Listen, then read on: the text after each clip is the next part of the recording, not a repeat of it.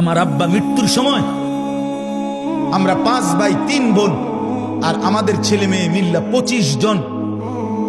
আলহামদুলিল্লাহ, আল্লাহকে সাক্ষী রেখা বলি, এই 24-25 জন ছেলে মেয়ে নাতি নাতনি মিলে আমার আব্বা লম্বা করে বিছানো ঘরে ছিল।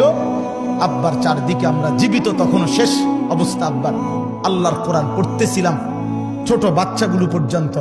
এই অবস্থায় আমার বাবার দুনিয়া থেকে বিদায় নিয়েছে। আমি আমার মারে বলছিলাম, মা আপনি কাঁদেন না মা, একটু পরে বাফেরে কবরে যদি ফেরেশতা প্রশ্ন করে মান রব্বুক, তোমার রবকে, তো আমার বাপ বলবে ফেরেশতা রবের কোরআন পড়ার জন্য 25 জনকে জমিনের উপরে রাইখা আসছি। রব চিনব না কেন রে বেটা? রব চিনব না কেন?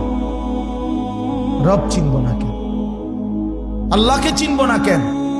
মালিক কেমনে না চিনে, মনিব কেমনে না চিনে বাপ? এজন্য আজকে নিয়ত করি আমরা ইনশাআল্লাহ সেজদা করবো ইনশাআল্লাহ।